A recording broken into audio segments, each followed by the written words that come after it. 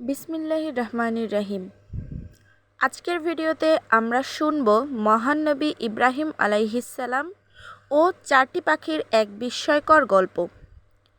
একটি সত্য ঘটনা যা শুধু ঈমানকে শক্তিশালী করে না, বরং আমাদের হৃদয়ে স্থিরতা এনে দেয়।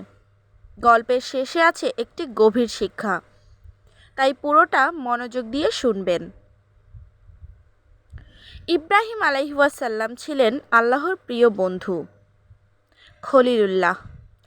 তিনি এমন একজন নবী যিনি একা দাঁড়িয়েছিলেন গোটা জাতির বিরুদ্ধে, শুধু তাওহীদের দাওয়াত দিতে।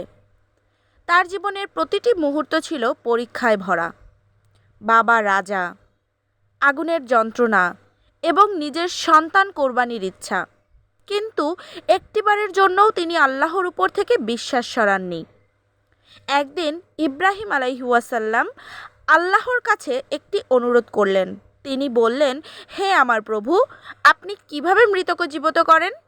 আমি দেখতে চাই। আল্লাহ বললেন, তুমি কি ঈমান করনি? ইব্রাহিম আলাইহিসসালাম জবাব দিলেন, অবশ্যই করি, কিন্তু চাই আমার অন্তর যেন শান্ত হয়। এটাই কোনো বিশ্বাসের ঘাটতি ছিল না, বরং চাক্ষুষ দেখার বাসনা, যেন তার ঈমান আরও দৃঢ় হয়। আল্লাহ তাআলা বললেন, তুমি চারটি পাখি নাও, তাদের কাছে এনে তোমার সাথে মানিয়ে নাও। তারপর তাদের টুকরো টুকরো করো।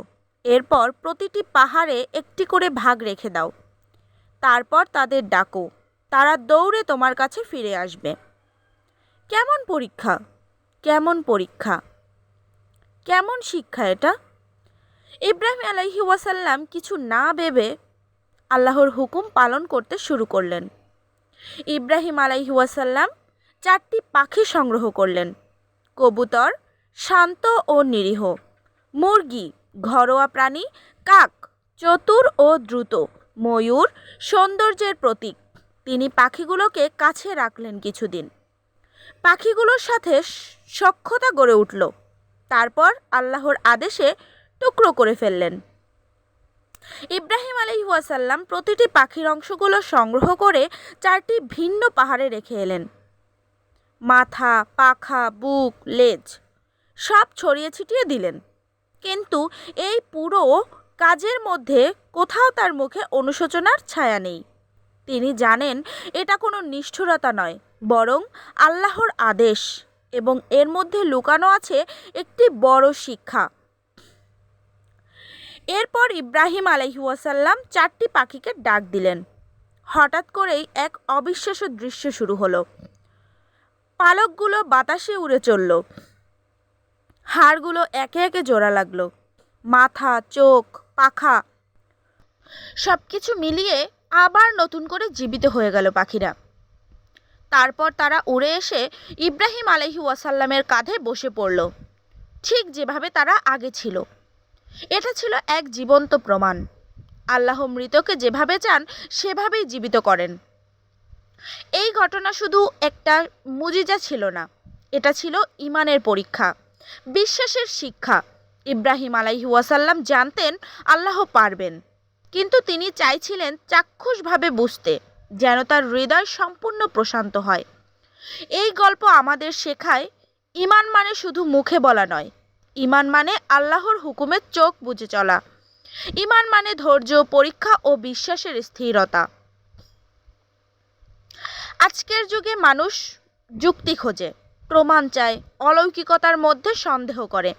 অথচ কুরআনে এমন স্পষ্ট উদাহরণ আছে যেখানে যুক্তি, প্রমাণ, বিজ্ঞান সবকিছু আল্লাহ নিজেই দেখিয়ে দিয়েছেন। যারা বলে আল্লাহ কোথায়, তাদের উচিত কুরআনের দিকে ফিরে তাকানো। আল্লাহকে অনুভব করা যায় বিশ্বাস, আমল ও ইখলাসের মাধ্যমে। প্রিয় ছোট বড় ভাই ও বোনেরা, তুমি যখন আকাশে পাখি দেখো, মনে রেখো এই গল্প। পাখি উড়ে কারণ আল্লাহ তাদের ডানায় শক্তি দিয়েছেন। মানুষ চিন্তা করে কারণ আল্লাহ তাকে বিবেক দিয়েছেন। কাজেই আমাদের উচিত প্রতিদিন কিছু ভালো কাজ করা, কোরআন পড়া, নামাজ পড়া, মা বাবার কথা শোনা এবং কাউকে কষ্ট না দেওয়া। এই গল্পের মাধ্যমে আমরা শিখেছি আল্লাহর হুকুমে কোনো প্রশ্ন নয়, আল্লাহর শক্তি সীমাহীন। ঈমান স্থির হলে জীবন সহজ হয়। আর যদি আমরা এই শিক্ষা নিজের জীবনে বাস্তবায়ন করতে পারি, তবে শুধু দুনিয়ায় নয়, আখিরাতেও সুন্দর হবে ইনশাআল্লাহ। বন্ধুরা, গল্পটি যদি ভালো লেগে থাকে ভিডিওটি লাইক করো, শেয়ার করো পরিবারের সকলের সাথে। আর ইসলামিক গল্প আরও পেতে সাবস্ক্রাইব করো আমাদের চ্যানেল। আমি ঈমান রাখতে চাই, যেন আমরা সবাই একসাথে দোয়া করতে পারি। কমেন্টে লিখো, আমি ঈমান রাখতে চাই।